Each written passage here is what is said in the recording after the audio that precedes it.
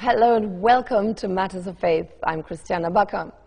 One growing phenomenon today is Islamophobia. It is on the rise worldwide, especially since the 9/11 terror attacks.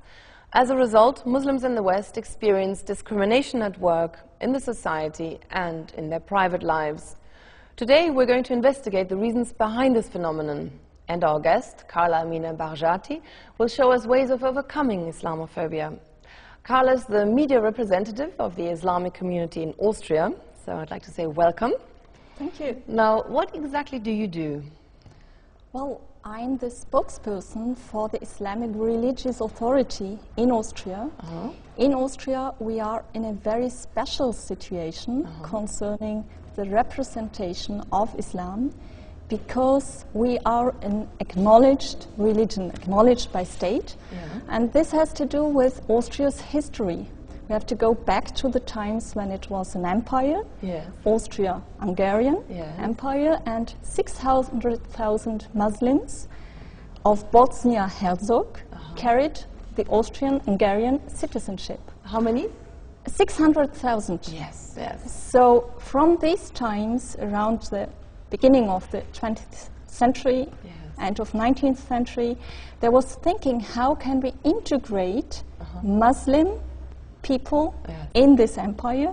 And so we have an Islam law dating back to the year 1912, guaranteeing Muslims in our country freedom of religion. It's a law of acknowledgement, and it includes that we can practice religion freely in public, and that the inner autonomy of our religious group is respected by the law and by officials. Is this a unique case in Europe, or are there other countries? I think it's quite unique. We have other countries with something similar, but the long history of acknowledgement is something very specific, and this is how it was possible that something like an institutionalized dialogue could come into action. Yes. So what do you do? How can we imagine your work practically? Well, practically it has to do with the media, but what I like perhaps even better is dialogue with people. For I'm very convinced that dialogue has to happen face to face as well. So we look for the grassroots level, and we have many projects engaging, for example, with schools, that we invite pupils, classes to mosques to enter dialogue, and a very open dialogue. We are not convinced about the idea just presenting Islam, but being open for questions. And these questions may raise new ideas, may trigger this project of integration. Oh, that's very good. Now, our topic is Islamophobia and how to overcome it. First of all, how would you define Islamophobia?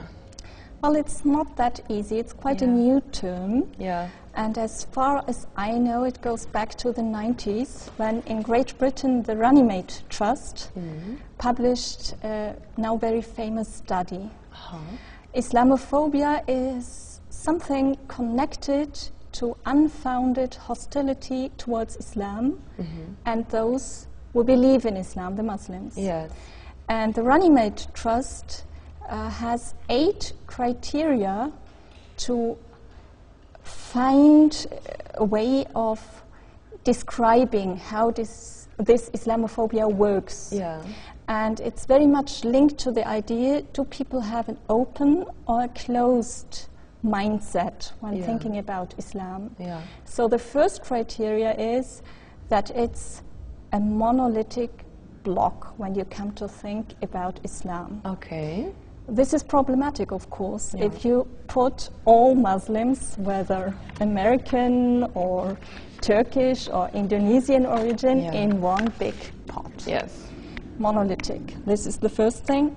The second criteria, it's seen as something separate, something like the other. And this being the other means that people have the prejudice that there are no shared values, nothing in common with Islam, something strange and estranging. And this opens the next problematic issue. It's seen as something inferior, barbaric, sexist, something irrational. And as a reason seen as the enemy, something where it may be morally right to fight against Islam. And next problematic issue, Islam seen as manipulative. So Muslims as bearing a tendency that their religion helps to create ideologic thinking and political attitudes where Islam is instrumentalized. Okay. Like Islamism, yes, as in Islamism. Of course, yes. And then the perspective that Muslims reject any criticism from the West. And all these 6 topics culminating in Islamophobia seen as something natural. Really? And this is why I think we really have to do something to open a very open discussion about the term and about how to overcome Islamophobia. And to me, it's very essential that we don't put any blame on people who carry Islamophobic ressentiments. For we have to make sure it's something natural. All of us carry a rucksack, so-called rucksack of prejudice, and it may happen. So talk about it, come over it. Yes, and try to dissolve them through education, and for example, because it's the fear of the other, isn't it? It's the fear of the unknown. So what you don't know, you fear. But when you understand what it's all about, suddenly you lose your fear. And hopefully, I want to ask you, how big a role does Islamism play, in the perception of people? Because I keep hearing, they want to overrun us all, they want to expand worldwide, these are the sort of fears that come in. Do you think, is that a problem, this new phenomenon of Islamism, do you think? Political Islam? I do think, of course, it plays a role, but it can play this role because of our long history where Islam, especially in Europe, was seen as the enemy, the other, and was created as an image to define Europe and its values. We had a Congress of Historians in Germany, the year 2003, where they stated that the picture, the image of Islam is now going back to the kind it was like in the end of the Middle Ages. Islam functioning as something like a projection where you can put in everything you don't want to be. And of course in Europe we face this big issue, how to create an European identity, shared identity, and it's always easier to define how we are not than to say this is what we are like.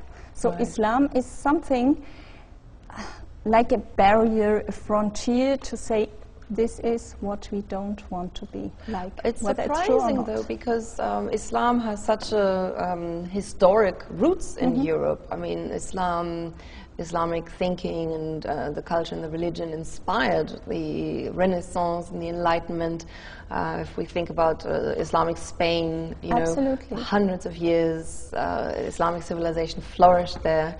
And you are absolutely right, and I think this is where we have to come in, not complaining about our situation, but finding solutions in a positive way of thinking to stress these facts, because people are neglective. If you read up on the identity of Europe, you always find the term, it's a Christian-Jewish tradition. But where is the Muslim tradition?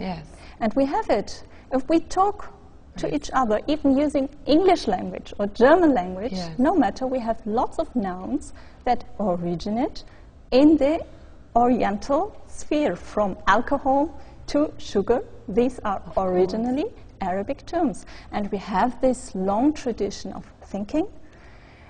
the Enlightenment, as well. the Renaissance Yeah. was fostered by Oriental Islamic thinking. Yes. We know it as a fact, but we don't know the details. And this is where education should come in, school programs.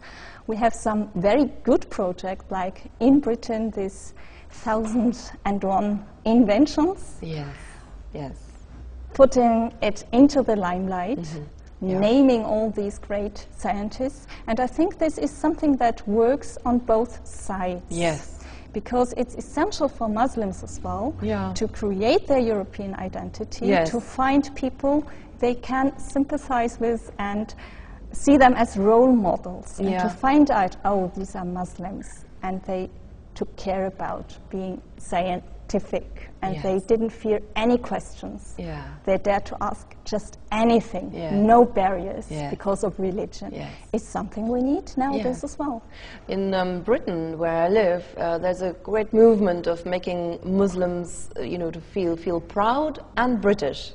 British Islam, British Muslims. Yeah. There are many projects along those lines. Do you have that in Austria as well? Like we Austrian Muslims, or being Absolutely. Austrian and Muslim. Absolutely, and I'm very happy that this vision Yeah. of Muslims in Europe will say, I'm proud Yes. to be Muslim and European as well. Exactly. And this is normal, Yes. is coming up to be more and more normal. You mentioned the word projection, and how important is, the idea of negative projection, I suppose, for Islamophobic sentiments. I think it may help to understand how it works. First of all, isn't it something very natural that if you have something you don't know about, you ask, what do I know about things that may have something in common, and drive conclusions Yeah. to the new, to the other thing. Yeah. It's normal, but sometimes these kinds of comparisons won't work. Let's take this very common statement, oh, you Muslims, you don't have age of enlightenment. You lack it. And there is a big mistake in this kind of thinking because it doesn't set the historical context of Europe and the Oriental countries Of course. in the right light. Yeah. It's a different history. Yeah. It may be interesting to compare things, of course, but you have to take in mind, is it reasonable to compare it or not? Yeah. This is where projection comes in. Yeah. And it gets more difficult when this projection is meant to get rid about own history. Yeah. And you can find examples, especially in populist parties, who make sure that very emotional issues that have a strong effect on the own identity are put away into the other. Right now we're half time, and we have to take a small little break, but we shall be back with this riveting discussion on Islamophobia in Europe and how to overcome it. See you in a moment.